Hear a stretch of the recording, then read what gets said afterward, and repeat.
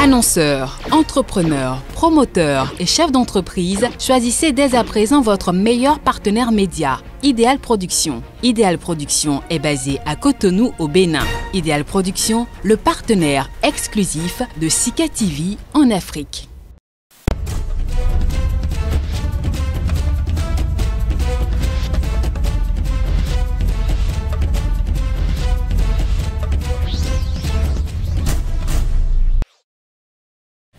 Le moment est-il venu d'aller au dialogue entre toutes les composantes de la société nigérienne à la faveur de la récente sortie de plusieurs organisations de la société civile? On est tenté de répondre par l'affirmative. Ces dernières ont en effet lancé un appel au dialogue, au respect de l'état de droit, mais aussi et surtout, avec en toile de fond, l'insécurité qui déstabilise plusieurs régions du pays et entrave les activités des civils.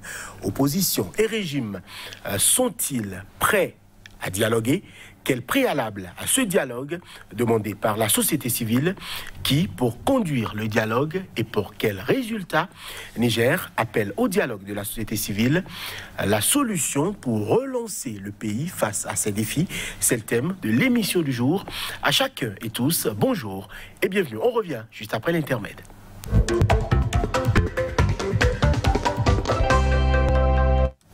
Avec nous aujourd'hui, Djibril Oumarou, bonjour. Bonjour, M. Johannes.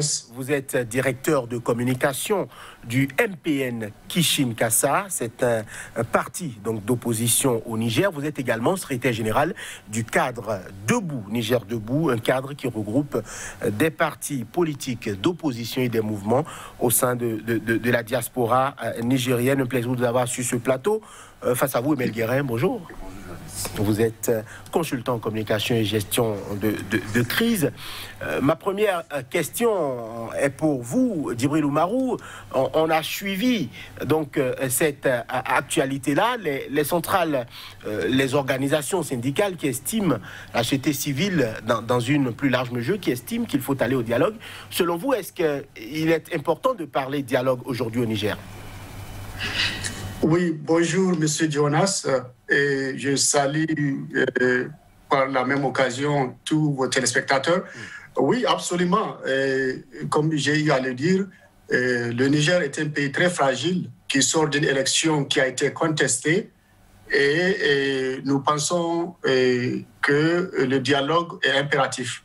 Nous pensons qu'il n'est pas possible d'avancer au Niger dans la paix, dans la sécurité, et relancer le pays, et faire sortir le pays de la situation dans laquelle il se trouve, sans pour autant tendre la main. Et quand je parle de tendre la main, je parle donc de faire de la société civile, les partis politiques de l'opposition, toutes les forces vives de la nation, de les amener sur une même table et d'essayer vraiment de diagnostiquer le problème au fond et de faire avancer le pays. Voilà ce que nous pensons par rapport à cette question-là. Alors, après l'investiture du président Bazoum Mohamed, la société civile donne de la voix. Est-ce que cet appel, selon vous, est nécessaire? Emel Guérin. Oui, absolument nécessaire. Tout appel au dialogue pour la paix dans ce pays est nécessaire et je pense qu'il était important que la société civile s'entende pour appeler les politiques d'abord à un dialogue. Ensuite, cette société civile a exhorté au nombre d'une ribambelle de préconisations les autorités à respecter l'état du droit.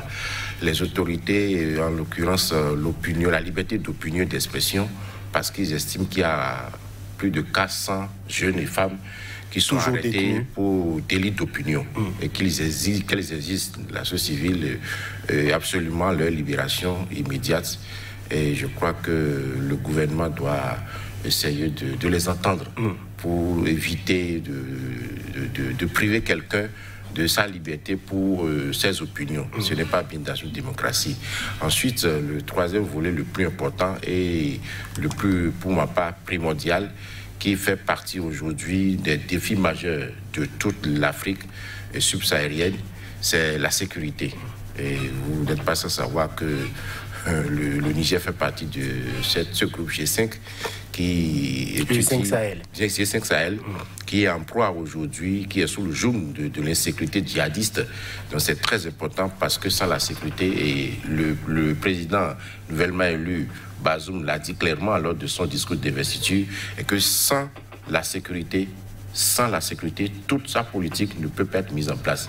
Aucunement, surtout l'éducation, rien ne peut être mis en place. Donc, il est nécessaire que la sécurité aujourd'hui intéresse tout le monde. Et sans cette sécurité-là, parce que vous savez, la société civile a également dit une chose très importante. Les différentes crises post-électorales que nous observons aujourd'hui en Afrique posent un grand problème et ouvrent, signe un chèque à blanc pour l'insécurité et surtout liée au djihadisme.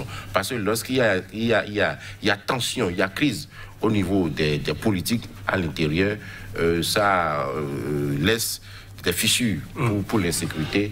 Et vous savez, les jeunes aujourd'hui sont enclins à ces recrutements pour servir le djihadisme.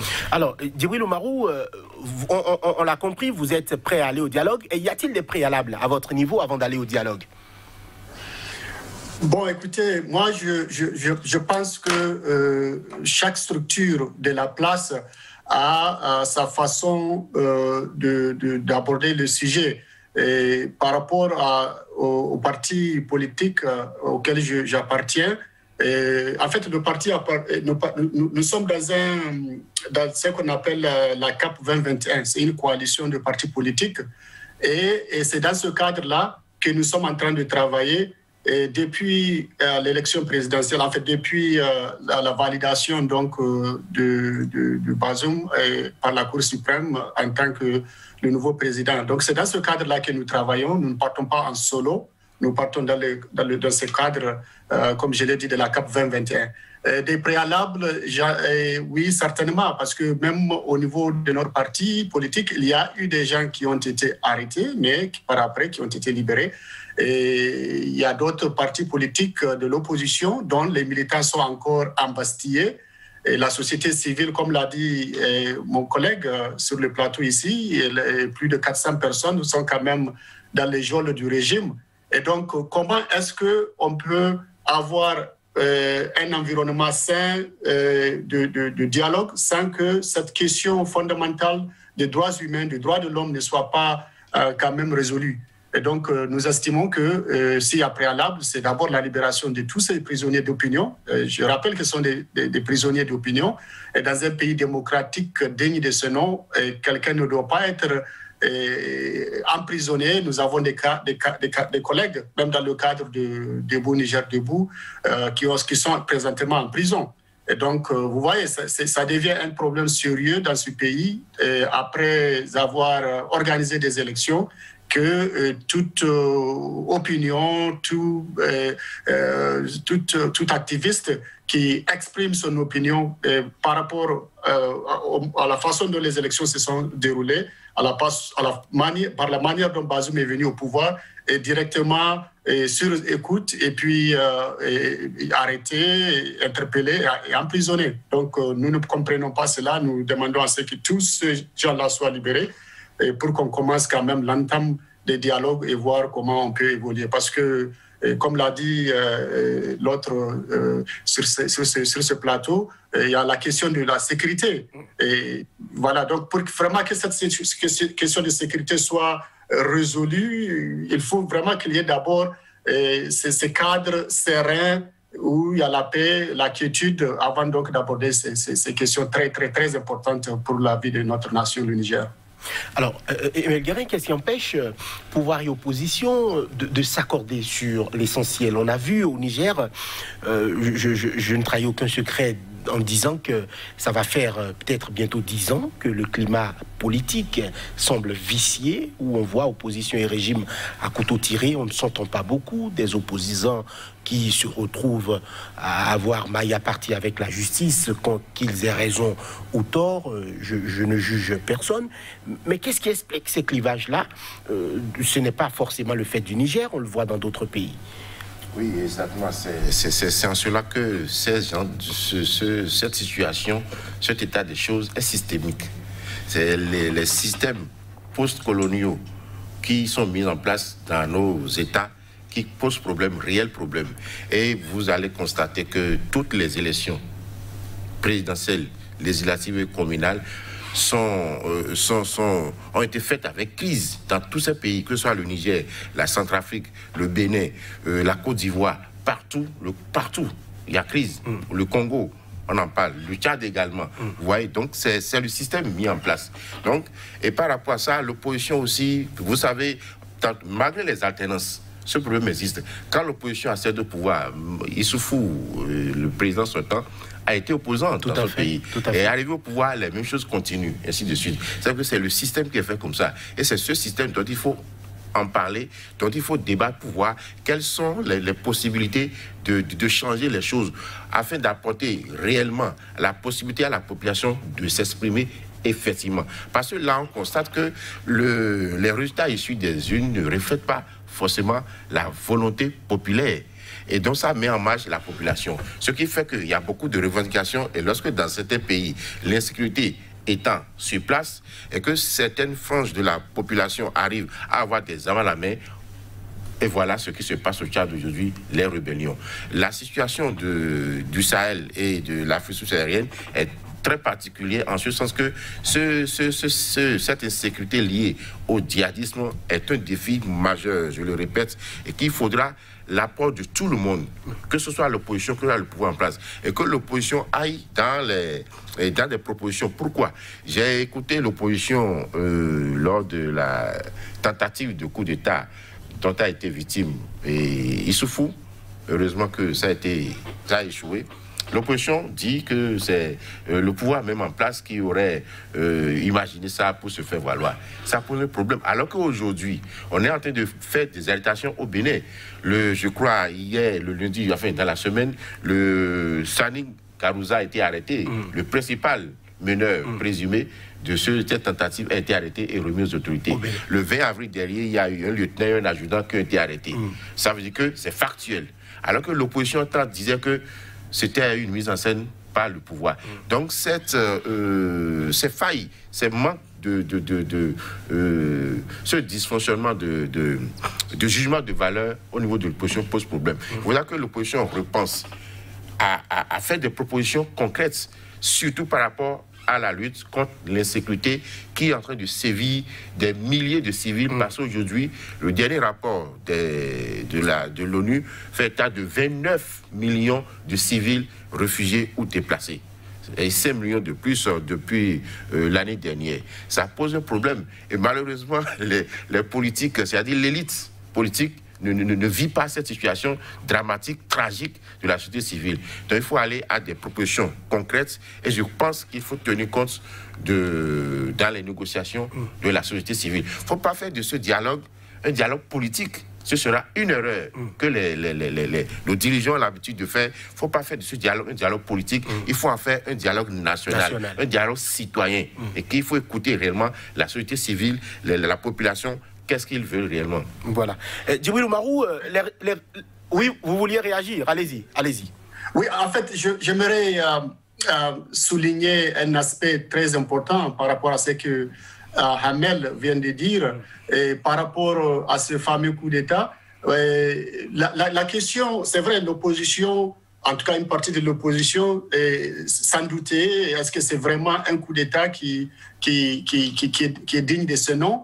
Vu qu'il n'y avait que 3 pick-up, avec 3 pick-up, est-ce qu'on pourrait faire un coup d'État? Ça donnait quand même des doutes.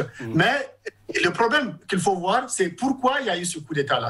C'est ça la question. C'est pourquoi, que ce soit un coup d'État bien organisé, mal organisé, qui a échoué ou qui n'a pas échoué, la question fondamentale, c'est d'avoir même l'idée de coup d'État. Pourquoi? Eh bien, c'est parce que les choses ne marchent pas. C'est parce que les choses ne marchent pas. Parce que si tout marche bien, si tout le monde est sur la même longueur d'onde, si tout le monde a accepté le résultat des élections, si tout le monde est d'accord sur la manière dont les élections ont été organisées, alors il ne devrait pas avoir un couac au niveau de la grande miette qui est l'armée. Et donc, moi, je pense que c'est dans ce angle-là qu'il faut voir la question. Maintenant, par rapport à la question sécuritaire de manière générale, nous continuons à dire que, d'abord, le Niger est en proie, comme vous le constatez vous-même. Il y a des foyers de crise partout, au Mali, au Tchad, au Nigeria, dans le nord du Nigeria, partout. Donc, franchement, on a besoin d'une quiétude et en tout cas, le dialogue doit être franchement mis au devant de tout. Et l'intérêt partisan, l'intérêt clanique et tout ce qui s'ensuit doit être classé. On doit mettre l'intérêt du pays en première position. Et c'est ça qui nous importe, nous, Nigériens. C'est la sécurité d'abord. Et ensuite, c'est la démocratie, la bonne gouvernance. Parce que, comme je l'ai dit dans une autre émission, depuis mars 2020, nous sommes pratiquement en mai 2021, plus de 15 mois, je vais dire, qu'il n'y a pas une marche pacifique autorisée au Niger. Chaque fois que les organisateurs déposent une requête pour faire une marche pacifique, ça a été toujours annulé. Donc pourquoi en aval et en amont des élections, c'est-à-dire avant et après les élections, les marches ont été interdites? C'est pour préparer quelque chose quand même. Vous voyez, donc nous de l'opposition, nous pensons que c'est flou. Et il y a quelque chose qui a été tramé, et voilà, aujourd'hui, on nous met devant le fait accompli. Alors, et donc, oui, Djibril Oumarou, les résultats issus des urnes, vous les contestez au Niger. Est-ce que vous êtes toujours dans cette position-là, ou votre position au sein de la CAP 2021 a changé entre-temps? Absolument, nous maintenons notre cap sur le fait que le président Mahamadou Ousmane a été élu. Mais comme nous sommes des légalistes, je l'ai dit, tout doit être contesté dans le cadre légal. Et avant même la validation du résultat final qui a donné donc Bazoum Mohamed comme gagnant, nous avons passé par les voies légales. Nous avons déposé des requêtes au niveau de la Cour constitutionnelle. Ces requêtes ont été rejetées, annulées, ou voilà. Donc, vous voyez, nous sommes dans le cadre légal. Nous n'allons jamais appeler à une insurrection, à des marches violentes, à des journées villes mortes. Et ça, ce n'est pas notre façon de voir les choses. Nous travaillons dans le cadre légal et nous continuons à dire que si la légalité est respectée au Niger, si le vote a été respecté au Niger, eh bien c'est Mahamadou Ousmane qui sortirait gagnant, et pas celui que nous avons aujourd'hui aux commandes de l'État. Voilà. Alors, Emel Guéré, à travers la sortie donc, de la société civile, on appelle aussi au respect de l'État de droit. Est-ce que selon vous, en ce moment, il y a des raisons de douter du respect de l'État de droit au Niger? Bien sûr, puisqu'il y a au moins 400 femmes jeunes qui sont en prison actuellement pour délit d'opinion.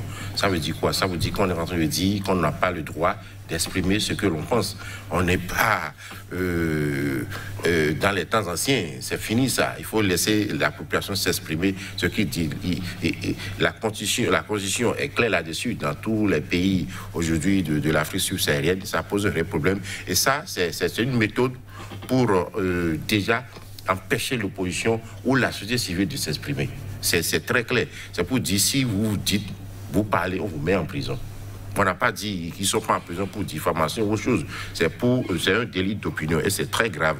Et là, je pense sincèrement que ce soit l'opposition, parce que je viens de démontrer que malgré les attenances, le problème est là toujours. Persiste. Parce que lorsque je prends mon co-débatteur et Oumarou, je crois bien, oui, même s'ils sont partis à celle de pouvoir aujourd'hui, il appliquera la même chose. Parce que le système le leur permet. Comment comprenez-vous que on organise des élections et qu'on ne respecte pas la volonté populaire? Et ils disent, nous allons contester. On conteste. Les institutions qui sont en place sont déjà dans les mains du pouvoir en place, que ce soit la Cour constitutionnelle, la Sénat ou la CENI, c'est dans les mains du pouvoir. Donc, il ne peut pas espérer autre chose. Ça veut dire quoi? Ils sont aux aguets, et lorsque une élection leur permet, ouvre une faille et qu'ils accèdent au pouvoir, ils répètent exactement la même chose sur l'autre. Je ne peux pas comprendre comment tout le temps la même personne, on l'arrête, on le libère, on l'arrête, on le libère. Je veux parler de Hama Amadou. Je ne sais pas de quoi on l'accuse. Donc c'est le système qui a le problème. Il faut changer ce système-là que nos paternalistes nous ont imposé, pensant qu'on nous donne une certaine liberté. Il faut repenser notre démocratie. Et tant que ces principes, on parle de droit de l'homme, on parle de état de droit, Mais non, on n'a pas besoin d'un état de droit. Il faut la démocratie au peuple. Parce que cet état de droit, c'est cet état de droit même qui élabore des lois de répression. C'est ça. C'est ça le piège de la situation. Donc il faut laisser le pouvoir véritablement au peuple. Et quand j'entends, c'est tout le monde, c'est pas Oumarou, cette opposition africaine aujourd'hui, mais je dis, mais vous m'excusez Oumarou, je dis, mais quand vous vous asseyez dans vos états-majors, comment vous pensez la politique, comment vous pensez la société, comment vous pensez la République, ça pose un problème. Et aucun de vous, juste là, ne pense que ce système-là, ça n'arrange pas la population.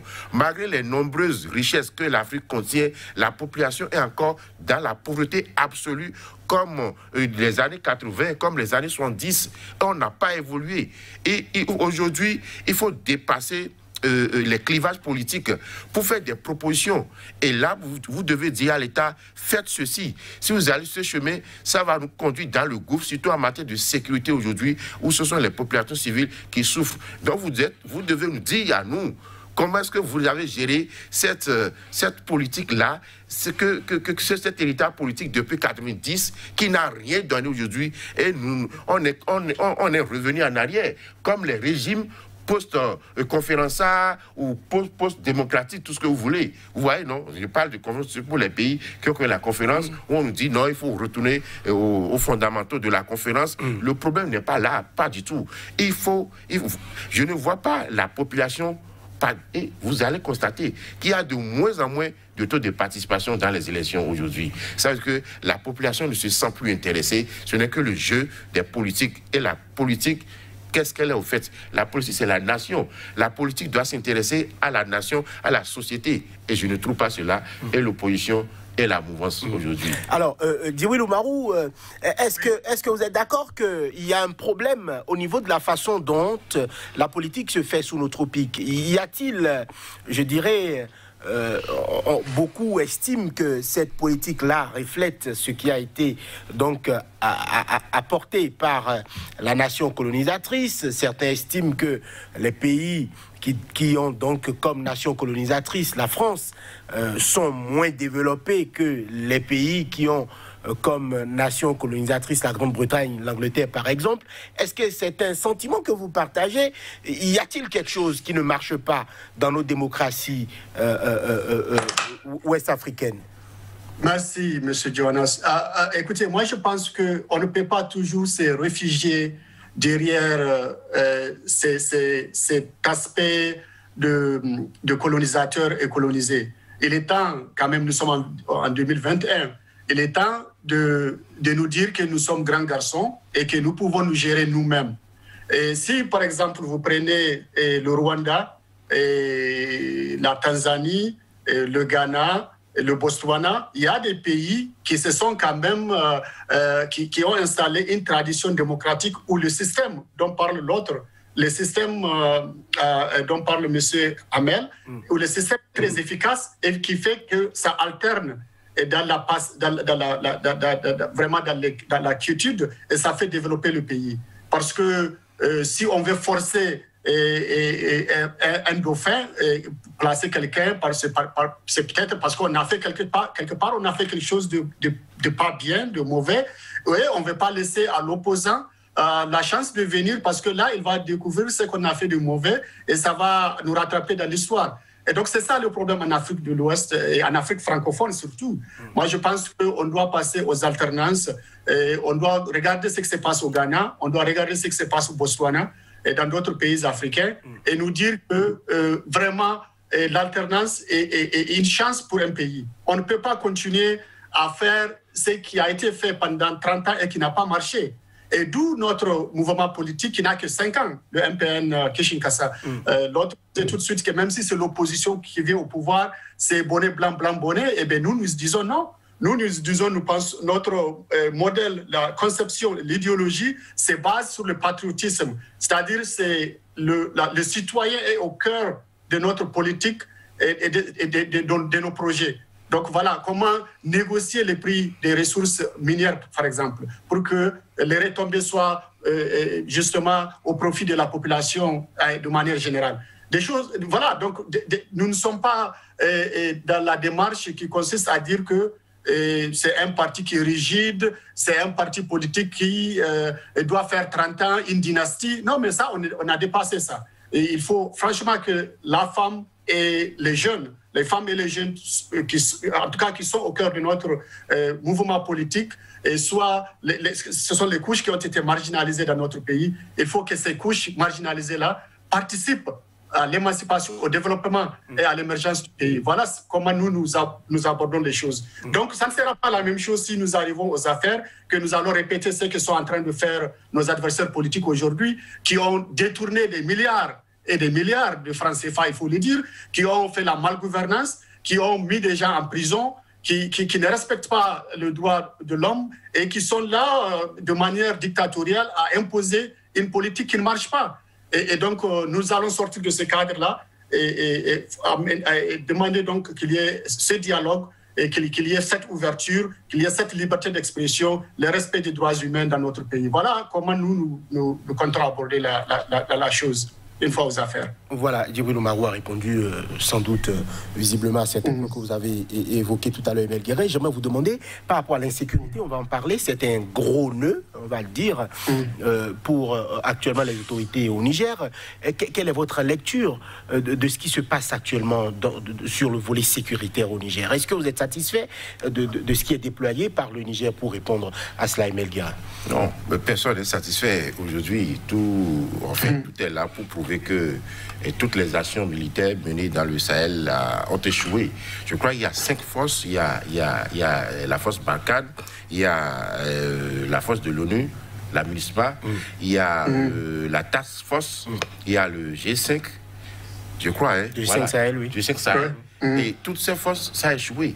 J'ai lu un rapport de la coalition citoyenne pour le Sahel, qui a sorti son rapport, je crois, le 13 ou 14 avril dernier, une coalition qui regroupe, je crois, 48 organisations de la société civile du Sahel et internationale, et qui estime que le problème n'est pas que militaire aujourd'hui, et que toutes les actions militaires ont échoué lamentablement, et qu'il faut donc repenser. Par exemple, on ne peut pas avoir toutes ces forces au niveau pour la lutte anti-djihadisme échoué lamentablement. Je vous explique un peu pourquoi.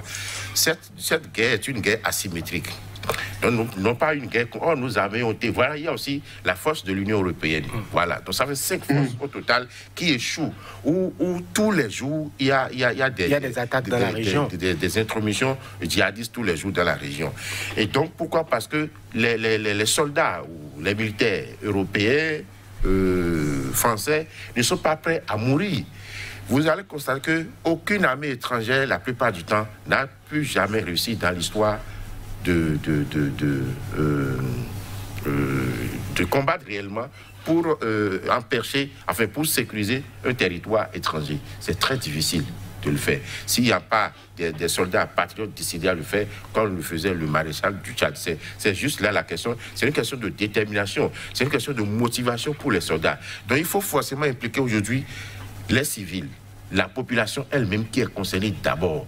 Et cette coalition de la société civile pour le Sahel estime qu'il faut aujourd'hui une politique pour protéger les civils. Et donc, parce que ces djihadistes parfois sont dissimulés dans la population, avec des armes cachées, et quand ça leur permet, et il ne peut pas avoir une attaque djihadiste sans les renseignements. Ça veut dire qu'à l'intérieur même des populations, il y a des gens qui les renseignent pour leur donner la position des forces de sécurité. Sinon, il ne peut pas pénétrer. Donc, il faut accentuer sur le renseignement, forcément. Et vous ne pouvez pas faire des renseignements sans vous intéresser à la population. C'est au cœur de la population. Vous allez constater que les organisations des droits de l'homme ont accusé plusieurs fois, même les militaires, d'avoir tué, d'avoir fait des exactions sur les civils. Pourquoi? Parce que ce sont au sein même de certaines ethnies ou tribus que les djihadistes font des recrutements. Et donc, quand les militaires savent que voilà, cette ethnie a pu fournir des militants djihadistes, ils sont attaqués, ils sont stigmatisés. Donc, ça pose un vrai problème. Il faut donc impliquer les autorités locales, discuter avec eux. Bon, même si je ne suis pas trop pour discuter avec les terroristes, il faut quand même voir dans la mesure du possible, parce qu'il y a des cadres, surtout de l'État islamique du Sahel, et de le mouvement du soutien pour l'islam et les musulmans, il y a des cadres parmi eux. Il faut pouvoir voir avec qui on peut discuter et voir qu'est-ce qu'ils veulent. Mais le danger est que, quelles sont les revendications que ceux-là vont pouvoir mettre en place? Qu'est-ce qu'ils veulent? Puisque leur première revendication, c'est un État basé sur la charia, c'est un État islamique, ce qui est impossible. Le Niger est un État laïque, le Mali, le Burkina est un État laïque. Vous avez vu récemment les otages qui ont été tués au Burkina. Donc ça sévit. Il faut donc la participation de tous. C'est en cela que j'appelle l'opposition nigérienne à dire qu'est-ce que vous préconisez? Quel est votre projet de société par rapport à la sécurité? Pour le moment, je n'en ai vu aucun. Il faut qu'ils en sortent. Djibril Oumarou, par rapport à la sécurité et l'insécurité au Niger, quelle est votre lecture? Déjà, pourquoi pas de ce qui a été fait jusque-là et de ce qui sera fait dans les prochains jours, les prochaines semaines, les prochains mois? Oui, sur ce point également, nous pensons que, comme nous l'avons dit à l'entame de cette émission, que le dialogue, tout doit passer par le dialogue. En fait, le gouvernement a échoué sur le plan sécuritaire et à chaque 2-3 semaines, il y a des incursions de gauche à droite où des paisibles populations sont abattues et là, il y a un problème. Donc, nous pensons que les ressources qui sont allouées pour la question de sécurité doit être bien gérée. Parce qu'il y a un problème, il faut le dire. 76 milliards ont été détournés, reconnus par le gouvernement sortant, le gouvernement de Mamadou Issifou, que cette manne-là a été détournée. Une grande somme qui devrait être justement mise donc, au service des forces de défense et de sécurité pour les armements, pour la formation, pour bien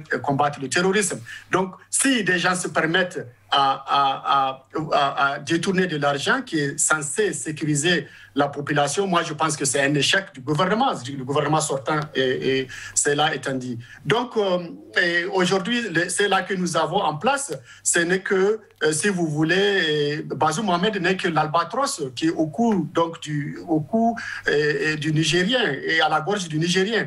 Donc c'est un produit du système du président Mamadou Issifou, et nous pensons que c'est la même politique qui va continuer, la même démarche, la même stratégie. Lui-même, il a dit, son slogan de campagne était de consolider et d'avancer. Mais avancer où? Là où il n'y a aucune sécurité, où les gens meurent comme ça. Et donc, il faut d'abord amener toutes les parties prenantes à une table de négociation, voir comment, avec l'opposition, comme je l'ai dit, parce que c'est ça malheureusement en Afrique et au Niger en particulier, l'opposition est toujours mise. On ne peut pas continuer à mettre au banc la société civile et l'opposition. Il faut les amener donc dans le dialogue, il faut négocier et travailler ensemble pour une bonne politique sécuritaire du pays. Parce que quand vous vous confrontez à une situation sécuritaire très ardue et que de l'autre côté, vous avez des opposants, la société civile sur le plan social, sur le plan politique, tout est en chambardement, eh bien, ça risque de rendre le pays plus fragile. Donc, d'où notre appel donc, au dialogue et comment on appelle ça, faire en sorte que toutes les parties prenantes soient non seulement considérées, respectées, mais aussi inclus dans cette démarche-là. Et nos opinions, nous de l'opposition, doivent être prises en compte également. Voilà ce que nous pensons par rapport à ça. Alors, Djibril Oumarou, il y a eu plusieurs fois au Niger des manifestations contre notamment en griffe les bases militaires occidentales. Beaucoup estiment que ces bases-là doivent fermer. Est-ce que vous êtes aussi passionné que cela? Est-ce que vous partagez cet assentiment des populations-là? Que reproche-t-on concrètement aux bases militaires étrangères et occidentales dans nos pays? Bon, là,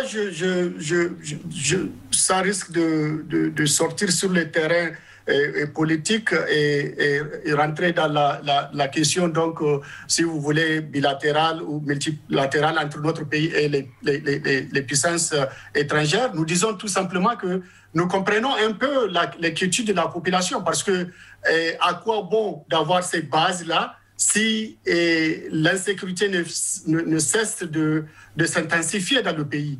Et donc, si nous avons les drones au niveau de l'aéroport de Niamey, qui sont censés nous passer l'information, et que l'information ne tombe pas au niveau de l'armée, au niveau des forces en présence, pour justement faire face à cette insécurité-là, eh bien, il y a des gens qui doutent même s'il n'y a pas de complicité quelque part. Donc, nous ne disons pas, nous, en tant que structure politique, que toutes les bases militaires doivent partir, mais nous disons qu'il faut une bonne coopération.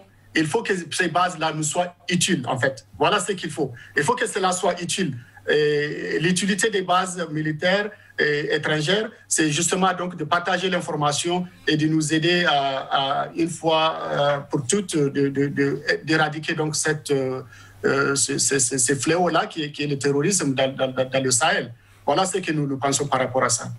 Alors, Emel Guérin, la question des bases militaires, c'est une question récurrente au Niger. Il y a eu plusieurs manifestations. Il y a, comme qui dirait, un braquage. Hein. Les populations estiment qu'on ne comprend pas ce qui se passe. Est-ce que c'est un sentiment que vous comprenez? Ce n'est pas qu'au Niger, il y en a eu au Mali, il y en a eu dans d'autres pays, le Burkina Faso aussi, où les gens sont sortis pour dire il faut arrêter cela.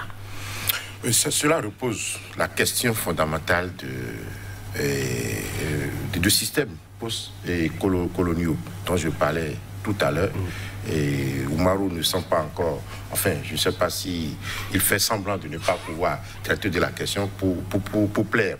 Pourquoi? Parce que fait ces forces extérieures-là? Que font ces bases-là? Ils n'ont rien à faire là. C'est l'Afrique. Ils n'ont qu'à rentrer chez eux. Mais c'est simple. Le maréchal du Tchad disait, s'ils veulent vraiment aider, ils n'ont qu'à aider financièrement et nous laisser gérer notre sécurité. Et puis, c'est son armée, vous savez qu'elle est réputée chantre de la lutte contre le djihadisme, même si ce n'est pas de façon totale, mais au moins ces militaires étaient déterminés à aller au front, étaient prêts à mourir pour la sécurité.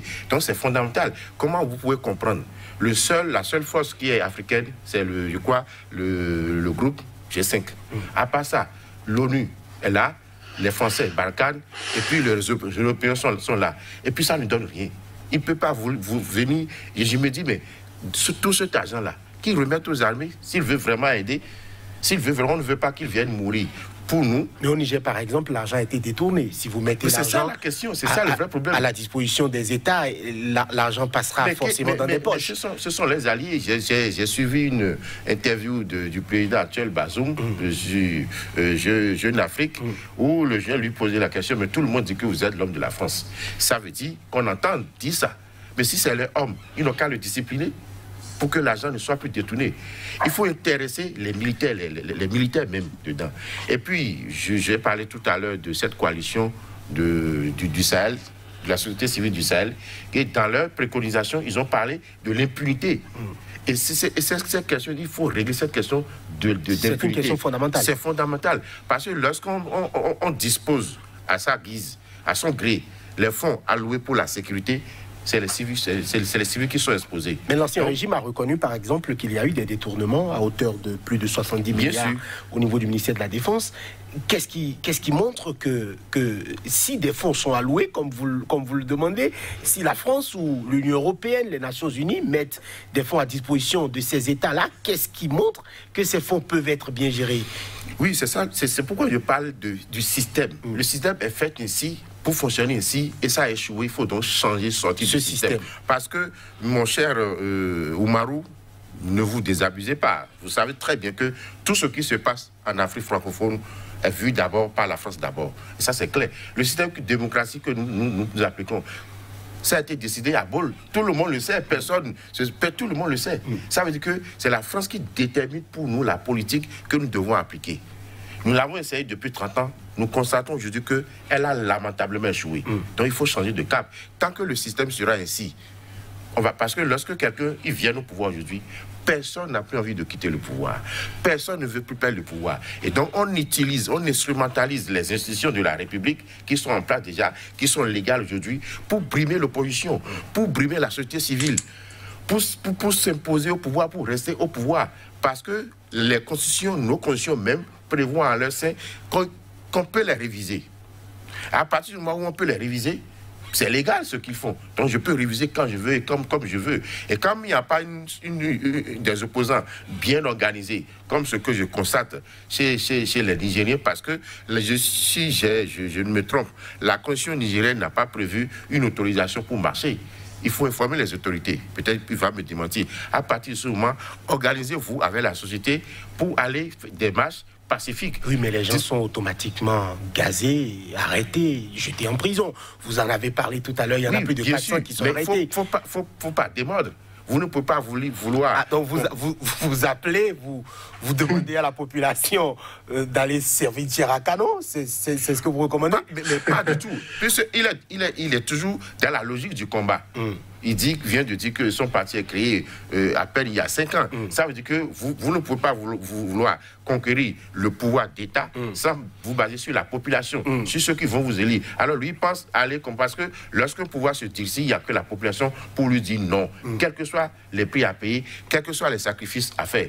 Maintenant, l'histoire va prendre acte en face d'un pouvoir qui gaze, qui tue sa population, au lieu d'aller tuer les djihadistes qui menacent tout le monde. Et dans les rapports que j'ai lus, dans plusieurs États, il n'y a que les capitales qui soient véritablement en sécurité. À part ça, toutes les zones rurales sont en insécurité. Alors quelle est cette politique, cette armée-là, qui espère dans la brutalité envers sa population et est capable de faire face réellement aux vraies menaces-là des gens qui ont des armes à la main? Que constitue le terrorisme? Djibril Oumarou, allez-y. Oui, en fait, je pense qu'il faut un peu recadrer les choses. Lorsque vous dites que la Constitution... en tout cas, stipule que toute marche doit être légale et on doit déposer donc une demande de marche. Ça a toujours été le cas, mais sauf qu'à chaque fois quand on demande une autorisation de faire une marche pacifique, je dis pacifique, et cette requête, cette demande a toujours été rejetée. Donc, ça fait, comme je l'ai dit au début, plus de 15 mois qu'il n'y a pas une marche pacifique au Niger. Et ça, c'est un. Maintenant, très rapidement, je vais revenir par rapport aux questions. Il y a un point là que j'aimerais faire par rapport aux armées et les bases militaires. Et la France est au Niger, la France est en Côte d'Ivoire, la France est au Sénégal, la France en Centrafrique, au Gabon, à Djibouti et au Tchad. Mais vous voyez, mais ça, c'est un problème général. Je suis totalement d'accord qu'on doit revoir cette façon de faire là. Et je pense que on peut, comment on appelle ça, mettre toutes ces ressources-là dans les mains des gouvernants locaux et ils vont s'en charger. Je suis totalement d'accord avec ça. Mais là où ça fait mal, en fait, le pire, c'est que dans le cadre du Niger, on a parlé d'un gouvernement qui a détourné 76 ou 71 milliards de francs CFA. Et qu'est-ce que la France et d'autres puissances ont fait? Ils sont revenus encore dire à ce gouvernement-là, le gouvernement lui-même a reconnu à la télévision, ils ont dit, il y a eu détournement au niveau du ministère de la Défense. Et maintenant, les puissances-là viennent encore faire allégeance à ce même gouvernement-là. Ok, continuez, nous sommes avec vous. Mais comment est-ce que quelqu'un qui a détourné même un franc est-ce qu'on peut avoir confiance et leur dire continuez à gérer le pays? Ça n'a aucun sens. Et donc, moi, je pense que quelque part, il y a une complicité et qu'il faut pouvoir déjouer et dire la vérité aux gens. On ne peut pas continuer à faire croire que les mêmes recettes vont produire d'autres résultats. Et ça risque de s'empirer, comme je l'ai dit pour nous, à l'opposition. M. Bazoum Mohamed est un pur produit de la gouvernance de Mahamadou Issifou. C'est une continuité. Et nous sommes inquiets par rapport à la gestion de notre pays, surtout à la question sécuritaire. Donc, ce que je voulais apporter par rapport à ça. Djibril Oumarou, on a vu des purs produits de certains chefs d'État prendre le pouvoir et se retourner contre leur ancien chef, entre griffes, leur formateur. Actuellement, je ne vous cache rien en vous disant qu'en Mauritanie, à côté, il y en a un qui a maillé parti avec la justice de son pays alors qu'il était tout puissant il y a quelques mois, quelques années. Je ne vous cache rien en parlant de l'Angola non plus. Rien ne dit que Bazoum Mohamed ne va pas s'affranchir de ce que vous êtes en train de dénoncer aujourd'hui. Non, mais écoutez, nous pensons que ces partis politiques qui sont au pouvoir, le PNDS, Tareya, de Mohamed Issoufou et de Bazoum, c'est devenu un clan, une sorte de mafia. Et ce sont des anciens amis qui ont fait 30 ans dans l'adversité politique, dans l'opposition, et qui se connaissent bien. Et nous ne pensons pas à cette façon-là. La meilleure solution serait de dire que ces gens-là ont posé des actes graves, qu'on ne doit pas encore les porter au pouvoir. C'était la meilleure solution, de faire des élections libres et transparentes. Et si les Nigériens qui ont été victimes de tous ces scandales-là, en tout cas, donnent confiance à ce régime-là, mais là, tant mieux, on comprend, parce que c'est la démocratie. Mais si la population rejette ce régime et que ce régime est forcé et on nous impose ce régime, là, c'est un problème. Et voilà, donc je sais très bien qu'en Mauritanie, en Angola et ailleurs, il y a eu du retournement de veste, mais je ne connais pas très bien la situation interne en Mauritanie. Peut-être des règlements de compte, je n'en sais rien, parce que ce président, c'est un militaire, il était le ministre de la Défense avant de devenir président. Mais là, nous faisons face à des civils et qui sont, comme je l'ai dit, comme une sorte de clan, de cénacle entre eux, et qui ne sont pas prêts à abandonner ce pouvoir-là. Nous craignons une dynastie au Niger, au-delà de Bazoum, parce qu'il y a le fils du président qui est là, qui a été récemment nommé ministre du pétrole. Et voilà, donc nous aimerons bien que la transparence, la démocratie, le respect des droits de l'homme, le respect des droits humains, la liberté d'expression, toutes ces valeurs-là reviennent dans notre pays. Voilà ce qu'il nous faut, et que de jouer à la tombola, que bon, peut-être celui qui a été mis qui est devenu président pourra retourner sur son ancien mentor et lui faire du tort. Ça n'arrangerait pas le pays. Ce qui arrangerait le pays, c'est d'avoir une démocratie claire et nette. Et comme ça s'est fait au Ghana, comme ça s'est fait dans d'autres pays qui alternent pacifiquement. Voilà. C'est vrai qu'il y a quand même de bons élèves sur le continent. Pourquoi est-ce qu'on ne les copie pas, les bons élèves? Voilà. Le Ghana, par exemple, il y avait plus de 70% de taux de participation. Les gens étaient aux urnes. À midi, déjà, il y en avait qui étaient dans leur marché pour ouvrir leur boutique, travailler normalement. Qu'est-ce qui cloche dans certains États? Oui, c'est ça le problème. Vous constatez que ce dont nous parlons, l'apanage des pays francophones. J'insiste là-dessus. Bon, il y en a quelques pays anglophones qui sont un peu dans le désordre, mais les pays francophones en sont champions. La Centrafrique, c'est contesté, actuellement en rébellion. La Côte d'Ivoire, en crise. Le Bénin, en crise. Le Tchad, la Guinée, ainsi de suite. C'est de trop. Le Mali, en crise. Le Niger également. Donc ça pose un réel problème de cette politique des pays francophones. Qu'est-ce que nous voulons? Et mon cher Oumarou, en tant qu'opposant, j'ai constaté qu'il n'a pas voulu aborder les solutions par rapport à la crise sécuritaire. Et là encore, quand il me parle de la corruption, qu'est-ce que, en tant que politique, en accord avec la société civile, on peut faire ce qu'ils ont demandé à faire une marche pour soutenir le président. Parce que tout ne peut pas être mauvais dans une gouvernance. C'est pas possible.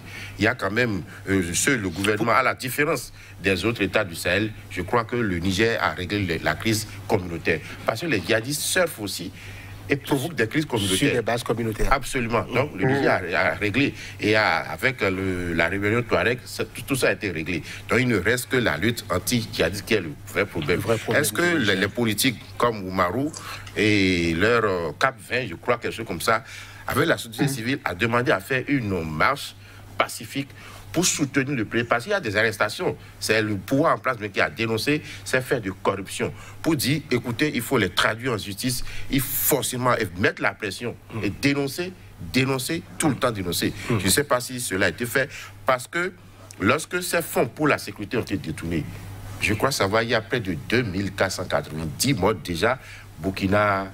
depuis 2017, Burkina, Mali, Niger. Ça pose un réel problème. Et 2 millions de réfugiés ou de déplacés, 9 millions qui ont besoin d'aide humanitaire d'urgence.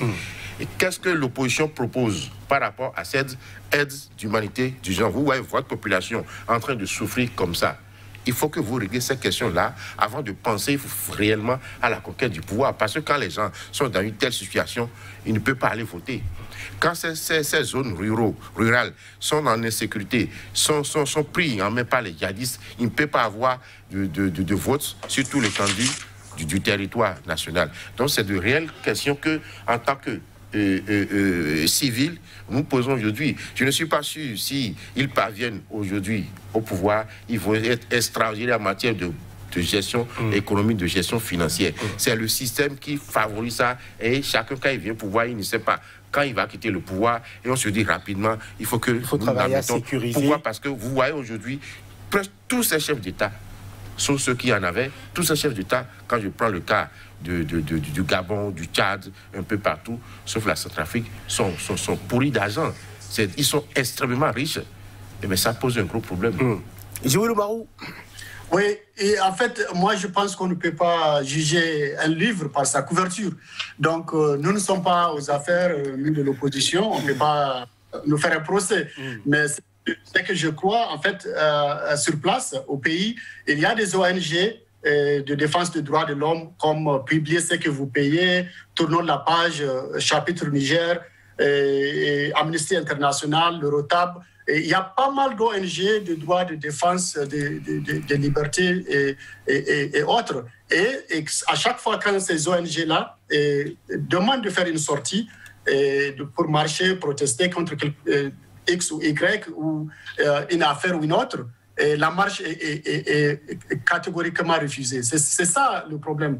Et même chose au niveau de l'opposition politique, lorsque l'opposition, dans le cadre de la CAP 2021, nous déposons des requêtes pour faire des marches pacifiques, ça a toujours été refusé aussi. Donc, comment est-ce qu'on peut parler de démocratie là où le droit élémentaire de liberté d'expression n'est pas respecté, là où on ne peut pas vous reconnaître votre droit de dire ce qui ne va pas dans le pays. Donc, on veut tout camoufler. Et ils ont créé la Halcia, qui est une haute autorité chargée donc de la corruption et des crimes, et avec un numéro vert. Si vous voyez quelque chose, appelez, dites-nous ce qui se passe, alors que c'est eux-mêmes qui font les détournements. C'est eux-mêmes qui posent les mauvais exemples pour le pays. On a 22 millions d'habitants au Niger. Les gens nous disent, écoutez, le président Mahamadou Issoufou a bien fait parce qu'il a quand même fait l'alternance, il a passé le pouvoir à un civil, mais ce n'est pas suffisant. Et c'est bien de passer le pouvoir à un civil. Et moi, nous disons même peut-être qu'il l'a fait parce qu'il a vu ce qui était arrivé à son prédécesseur, Mamadou Tanja. Et donc, il ne suffit pas de donner le pouvoir à un civil, mais de quel civil il s'agit et de quelle façon. Et c'est ça toute la question. Il aurait dû partir par la grande porte en organisant des élections inclusives, transparentes, régulières et correctes, et dont l'opposition allait prendre le téléphone et féliciter le gagnant. Ça n'a pas été le cas. Donc, vous voyez ce que nous disons. On ne peut pas s'adosser à une puissance étrangère pour imposer un candidat et espérer gouverner dans la tranquillité. Il y aura toujours des couacs et ça n'augure pas des lendemains meilleurs pour notre pays. Voilà l'inquiétude par rapport à cette situation, si vous voulez. Voilà, il y a aussi la situation de l'opposant à Mahamadou. Je reste avec vous, Djibril Oumarou. Quelle est-elle en ce moment? Visiblement libérée pour aller se faire soigner en France. Quelle est la situation? Oui, aux dernières nouvelles, M. Mahamadou se trouverait en France. Je n'en sais rien parce qu'il est dans un autre parti politique, autre que le mien. Donc, je ne peux me prononcer là-dessus. Mais ce que je sais, c'est que la coalition CAP 2021, auquel appartient son parti et d'autres partis de l'opposition, ont, depuis le premier tour, en tout cas, apporté leur soutien à M. Mamadou Ousmane, qui était le candidat au deuxième tour. Et jusque-là, si vous voulez, nous sommes victimes de la répression et puis, si vous voulez, de la force qu'exerce le gouvernant actuel pour quand même réprimer et museler en fait toute l'opposition. Donc, notre marge de manœuvre est très réduite et nous cherchons, si vous voulez, à vivre politiquement par là, et à nous exprimer, à dire ce que nous pensons, mais c'est très, très difficile dans ce contexte-là. Parce qu'à chaque fois, on nous brande justement la question sécuritaire pour nous dire, voilà, on pose cette action parce qu'on va faire un couvre-feu parce qu'il y a un problème de sécurité. On va faire couvre-feu parce qu'il y a le Covid-19.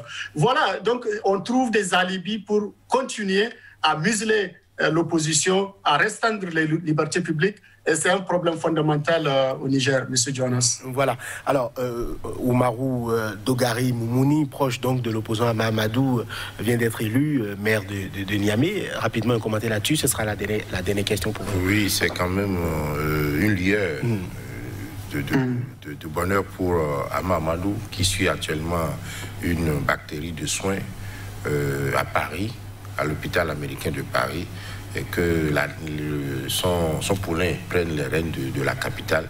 C'est bon, sur 45, et je crois qu'il a obtenu 25 voix. Tout à fait. Contre 20 du parti du président en place aujourd'hui. Monsieur Oumarou, c'est quand même la démocratie qui est en marche, n'est-ce pas? C'est la démocratie qui est en marche, on peut saluer cela. Ce que je peux aussi dire là, c'est que tout n'est pas mauvais.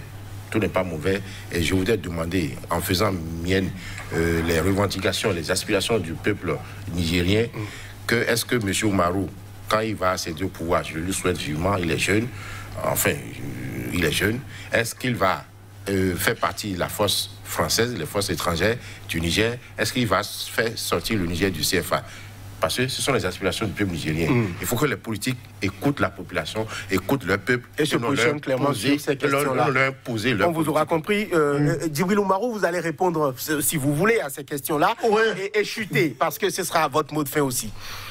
En tout cas, merci de m'avoir invité sur le plateau. Par rapport à cette question, je pense que toute aspiration d'un peuple et toutes les attentes du peuple doivent être scrutées et considérées. Donc, moi, je pense que ce sont des choses qui sont faisables. Je ne peux pas rentrer dans ce débat-là, qui est un peu glissant quand même, parce que ça demande beaucoup de réflexion, beaucoup de stratégie et beaucoup de sensibilisation, parce que bon, c'est tout un peuple, c'est toute une sous-région.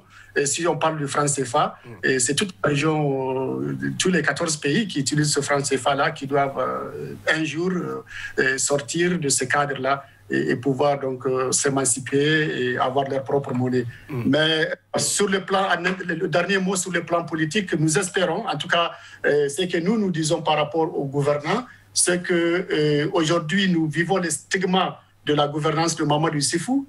Et comment on appelle ça, chaque régime, aussi fort qu'il soit, finira un jour. Et nous craignons que ces régimes-là laissent beaucoup de plumes en quittant un jour, et les Nigériens s'en souviendront très amèrement. Voilà ce que nous disons par rapport à la situation. Voilà, vous êtes Djibril Oumarou, directeur de communication du MPN Kassa. Votre parti est arrivé 4e au premier tour de la dernière présidentielle au Niger. Vous êtes également secrétaire général du cadre Debout Niger Debout, un cadre donc qui regroupe des organisations politiques et des mouvements au niveau de la diaspora nigérienne. Un plaisir de vous avoir eu sur ce plateau. Face à vous aujourd'hui, Emile Guérin, un habitué de nos plateaux. Vous êtes consultant en communication et gestion de crise. Merci à vous aussi d'avoir été des nôtres. Un débat qui était un débat technique sur sa situation actuelle au Niger. Des propositions ont été faites. Merci à vous de nous avoir suivis. À bientôt pour notre numéro de votre émission.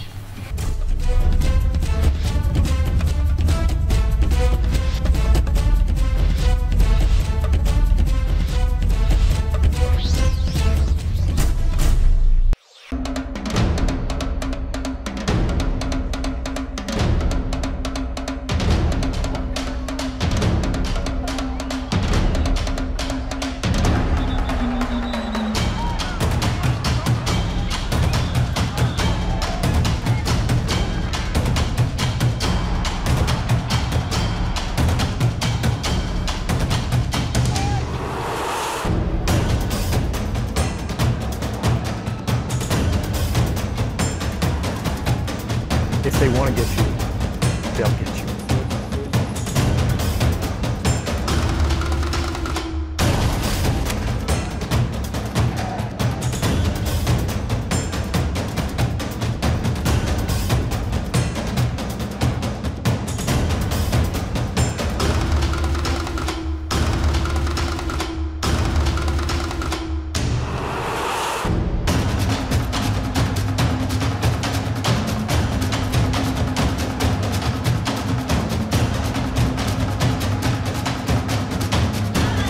Restez informés à chaque instant sur SICA.